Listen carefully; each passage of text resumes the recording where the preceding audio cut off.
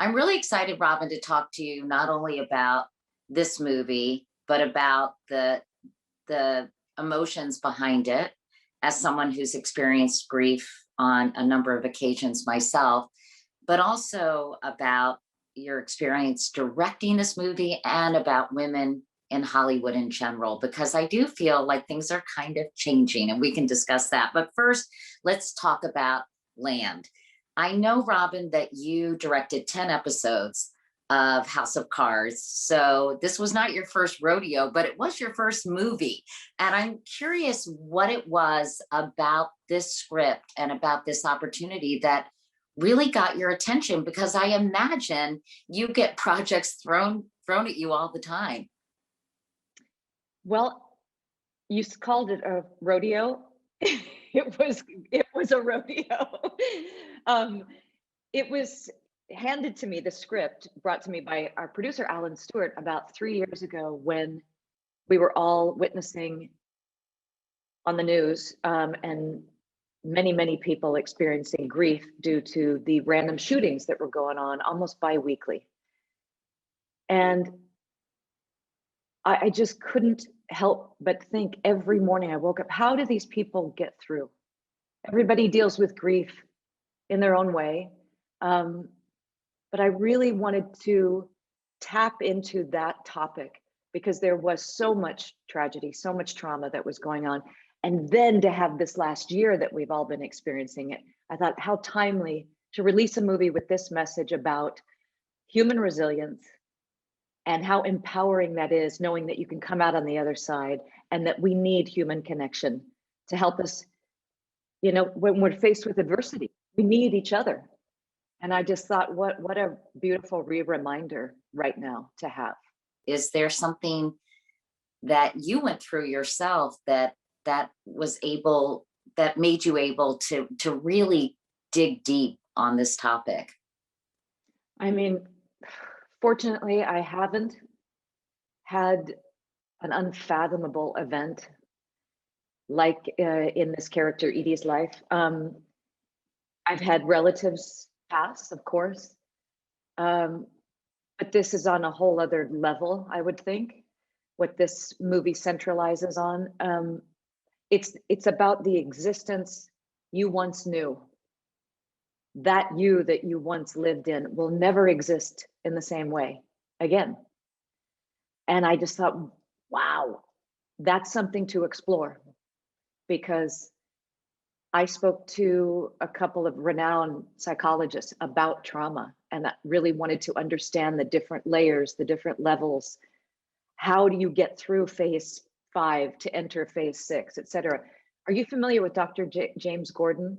In fact, I know him quite well. I covered him when he was doing his work in Haiti, when my husband was diagnosed with cancer, because I think he understood also, he's an expert in kind of holistic healing. I had the opportunity to meet him a couple of years ago because I do work through our pajama company, as you know, Pour la Femme, and we help the women in Congo. And he really wants to get into that zone, into the Democratic Republic of Congo, and help these women with their trauma. And I said, how can you help me as a director understand what this one woman went through? And I know there are many people in the world that have experienced it. And I just felt like a layman. And he said, I want to do a session with you. So you're going to be the character. And I'm just going to do a session the way I would with any patient. And we're going to see how you're feeling the layers open up. And he really helped direct me for how to play this character. Wow. That must have been such an intense experience, Robin. It was so intense. Aspects of this must have been intense, but even that one-on-one conversation must have transported you into a whole different dimension and a whole different person. Literally, that's what it feels like. You feel like you have been transported into a different dimension, because when we ended the session, I felt like I was coming out of hypnosis. You're so involved in the moment of release and you feel the barriers that you've been holding in your own person, you know, from your own traumas. Um, and he just has a beautiful way about him. It's the way he delivers the words that we've heard a number of times, right, through therapy. But there's something about his cadence that you're not afraid. And you don't even have to know him very well, but you know, you're not trepidatious like you would be with a stranger, a new therapist. He's really available to you. What was the most sort of profound thing he told you about the grieving process and about kind of the emotional upheaval of dealing with unfathomable loss? The one key thing was never to stop the emotion, whatever that emotion is, that you have to allow yourself to go through it, as painful as it may be. If you travel through it, let it experience you and you experience it, you're going to travel into the next. How were you able to take all that you had learned and the script and your desire to really communicate to people watching this movie what it was like for Edee? I mean, how did you do that? Well, you know, it's a team of people. It takes a village, for sure, to direct a movie. So it's never just you directing it. Yeah, do you hopefully get to imbue your vision and hope it translates? But really, I have to say, it was on the page. This was the script that I read. The simplicity of human kindness just resonated. And how the kindness of a stranger, how somebody like that can save your life. And you don't even have to know each other. They have completely different backgrounds, completely different cultures. And they have this incredible bond because it was meant to be. He was meant to run into her. And the whole spiritual side of that as well. But directing, I had 3 amazing female producers on set all day, every day, and they were my backbone. And if you don't have trust in that and the fortitude of knowing, okay, I know that if I make a mistake or I miss something, I know they're going to catch it. Talk to me about the impact this film has had and the response you're getting from people, from this quiet and contemplative, I think, movie that is really not much dialogue, you know, very spare, but so powerful. I think it is exactly what we've been talking about. It's the simplicity of human kindness and relatedness and what that feeds another person is enormous sometimes. And I think it's like anything. Do you ever get tired of seeing a rainbow? You know, do you always go, oh, wow, look, there's another rainbow. We've seen so many of them, but this is a reminder. And I think that's why it is resonating with people. They want to feel that uplifting, yes, there's hope to be had, because there's a lot of hopelessness going on right now. I'm wondering about, how do you feel about women in Hollywood right now? I know that's such a broad and loaded topic, but you've been in Hollywood for a while. I'm sure you've seen it all. Do you think things are finally starting to change? I think the crack in the glass ceiling has happened, and we've got a lot more amplification of our voices to continue. And you can't give up. You just have to persevere. And I know there are there's a resurgence for sure. And you're like, well, were we here before? No, we were never here before. This is a new kind of resurgence. This is an awareness that's going on and pressure being put on the system. It's just breaking an old tape and just saying, why not have this other perspective tell stories? Half and half, 3/4 a quarter, you know, let it ebb and flow with all kinds of different cultures, yes, more female directors is great, and writers, but let's start opening it up, broadening it. In fact, I guess for the first time ever, more women than men were nominated for Best Director for Golden Globes. This year, several debut directors are acting veterans like you, Halle Berry, Maggie Gyllenhaal, Regina King. At Sundance, where your film premiered, 46% of the festival's 71 feature lineup were directed by one or more women. So the proof is kind of in the pudding, isn't it? And I'm wondering if you think it was the Me Too and Time's Up movement, along with, I think, just a greater understanding and recognition of the need for diversity, even through the Black Lives Matter movement. If those kind of cultural trends really created this tipping point for Absolutely. women and more diversity. You nailed it. Couldn't have said it better. It is about diversity. And that is the tape that needs to be broken. We're conditioned. Or, you know, when they say it's a man's world, and it's been a man's world in these industries, let's just break the conditioning. It's just about adapting to a new function. It's like, I just been used to saying this tape over and over again for the last 40 years. And that's a cognitive shift too, I think that's happened with these movements. Do you think Land would have resonated with people as much if we hadn't experienced the pandemic? Or do you think it transcends the last year that so many people have experienced so much isolation and loneliness, honestly? Yeah. And you know, what a great question. And it's a hypothetical. I'll never know what this movie would have felt like not being released during this pandemic. And it's compounded with the last 4 years.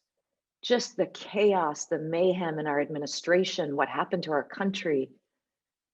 And then to be in lockdown and not have any real knowingness of when it's going to lift.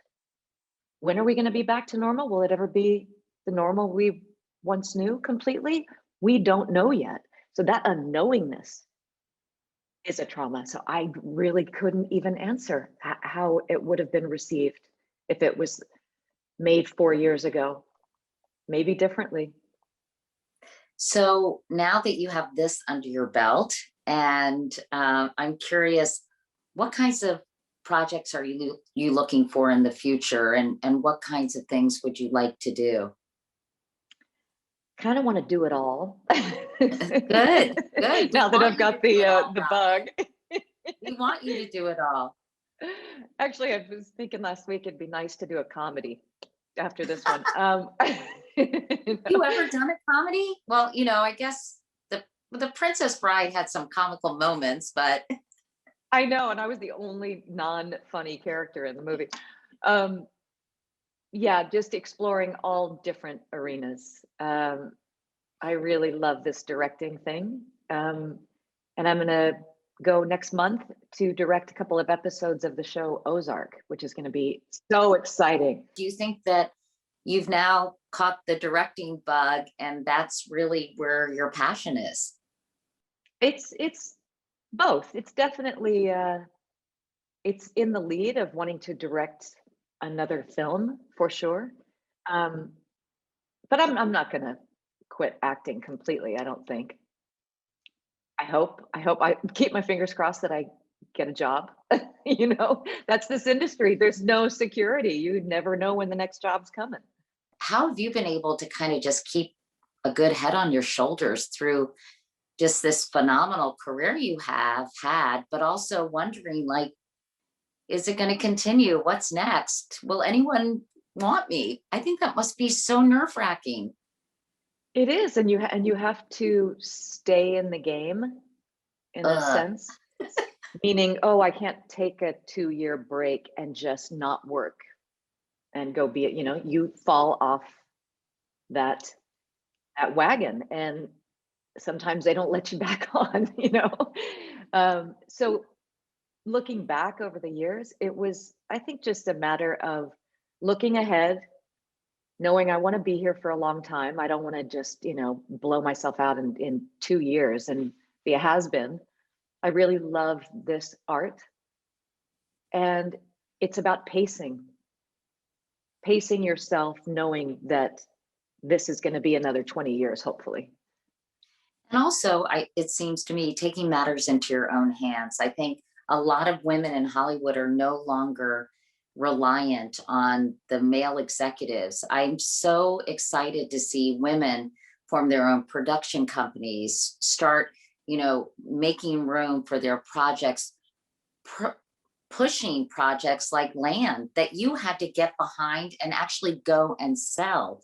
So you had control over the product.